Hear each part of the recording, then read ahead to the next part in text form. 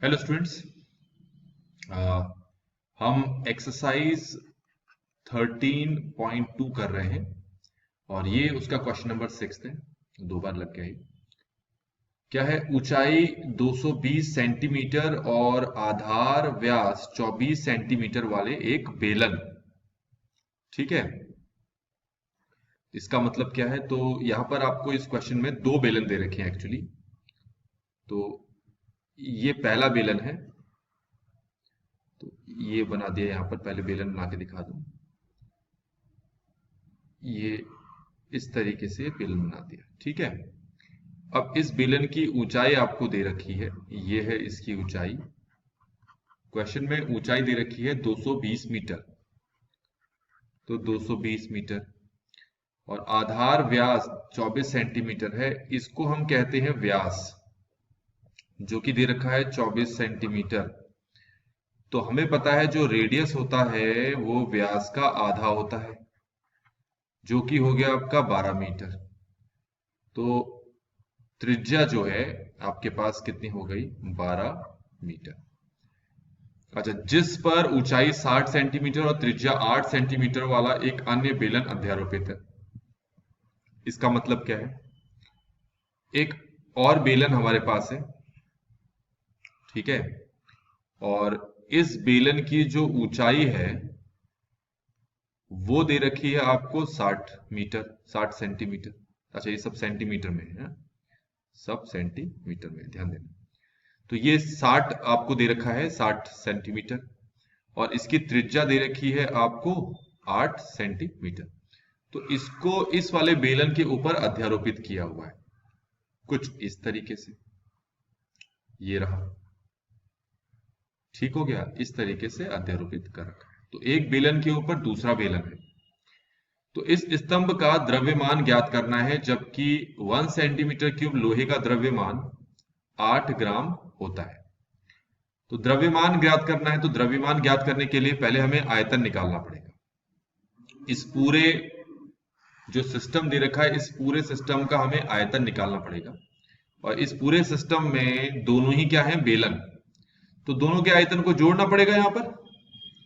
ठीक है, तो स्तंभ का द्रव्यमान निकालने से पहले हम स्तंभ का आयतन निकालते हैं। और इस स्तंभ में दो बेलन है। तो ये है जो बेलन नीचे रखा गया है, पाई आर स्क्वायर एच, उसका आयतन है ये।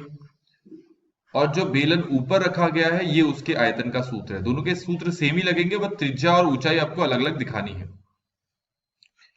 अब मैं क्या करता हूं, ये पाई को बाहर निकाल लेता हूं।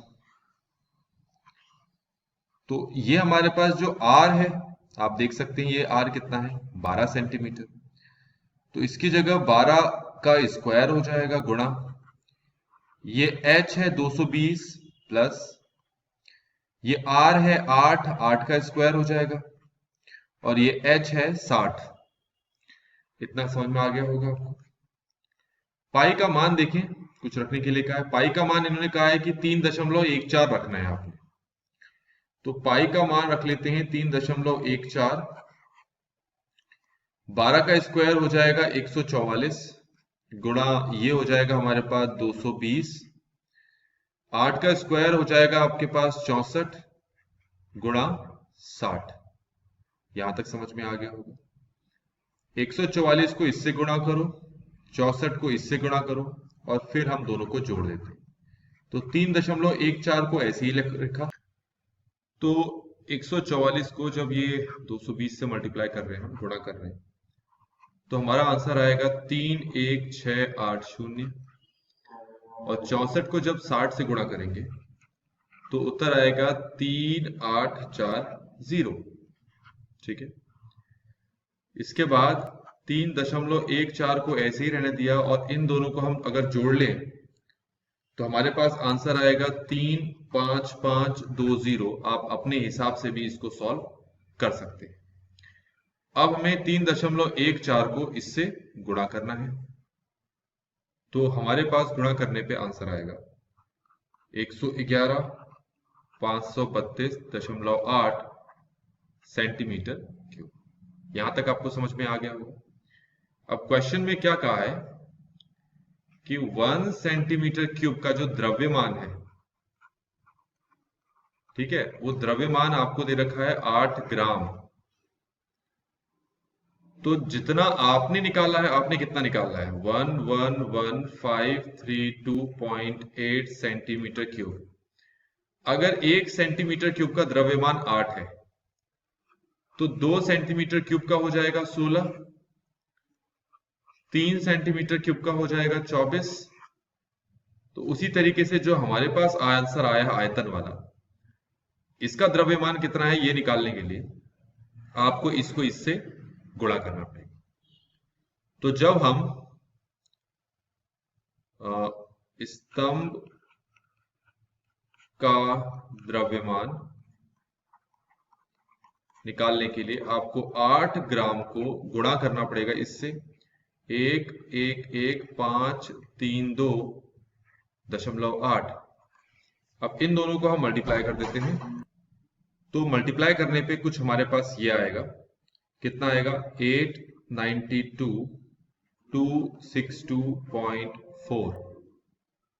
ठीक है, ये हमारे पास यहां पर क्या आ गया है, आंसर आ गया है। और अगर इसको केजी में बदलना है तो आप क्या करोगे, ये तो ग्राम में आ गया ना, तो अगर इसको केजी में बदलना है तो आप क्या करोगे, इसको 1000 से भाग कर दो। तो कितना आ जाएगा हमारे पास, ये आएगा 892.26 केजी। ग्राम में भी रहने दे सकते हो और केजी में बदलना चाहते हो तो ये हमारे पास केजी में उत्तर आ गया।